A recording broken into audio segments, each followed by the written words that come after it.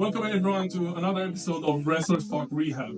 Today we are again with someone special, someone Northwest strong, half of the tag team Young Guns, Ethan Allen. Yo. How are you doing, Ethan? Tired, sore. Tired, sore? Great. Good. The goal of our show here is to give the fans and maybe other wrestlers that are in the beginning of their career a peek behind the curtain for them to understand what it means for a wrestler to be injured, how do they cope with that, and basically to hear a bit about your experience, because you had a couple of injuries in the past, quite a big one with an ACL reconstruction. Let's go with the questions, Let's go. What do you think is one of the underrated things about getting an injury as a wrestler that maybe fans don't see?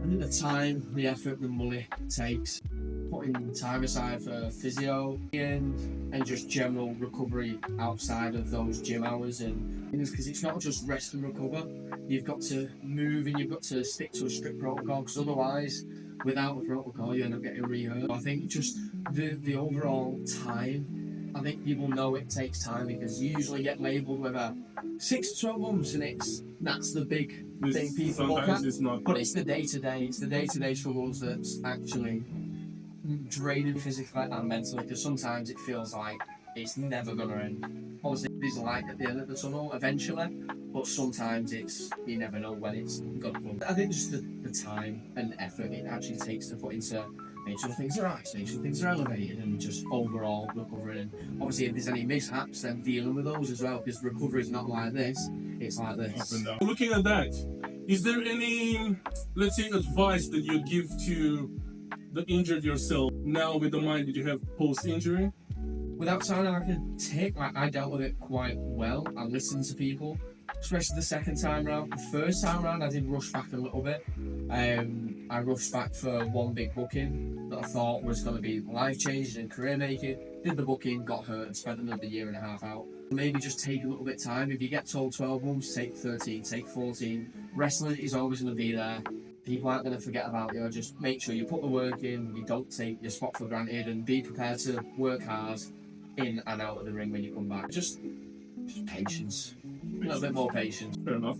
Let's go a bit from the actual physical recovery. Let's talk a bit about the mental health.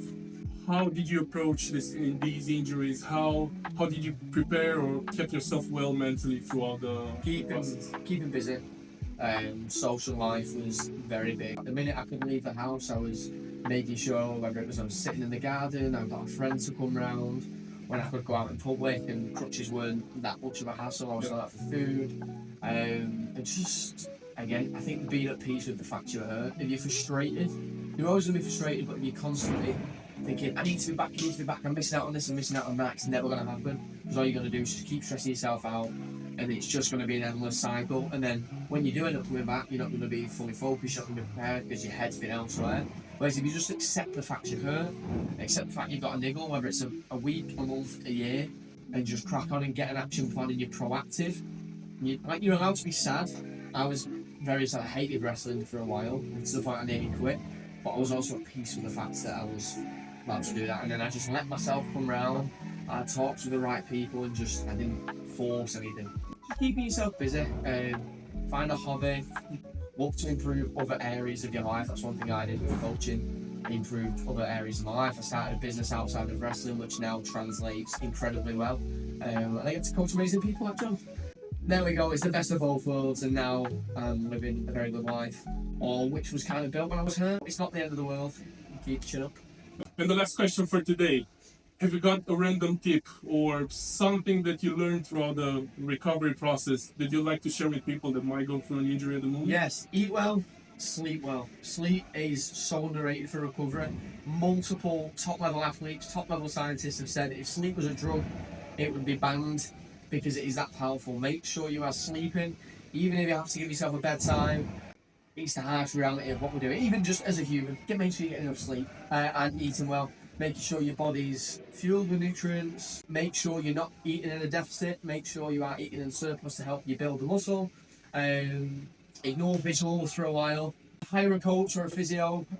People are there to help. Make sure you don't just rush. Make sure you find someone who works in that space. So someone like John, or someone like the physio I used at the time, like Curran. And again, find an S&C coach who works within a sport, or someone who understands your injury. I don't just rush to go and get the local PT at Fusion. It's 9 times out of 10 they don't know how the body works and how to actually recover, because it's a completely different ball game. Even as someone who's been through the injuries, I don't know how to coach that because it's well out of my depth. So I don't coach that sort of stuff. I can deal with injuries and niggles, but the minute we end up with tears and fucking stuff like that, I refer to other people.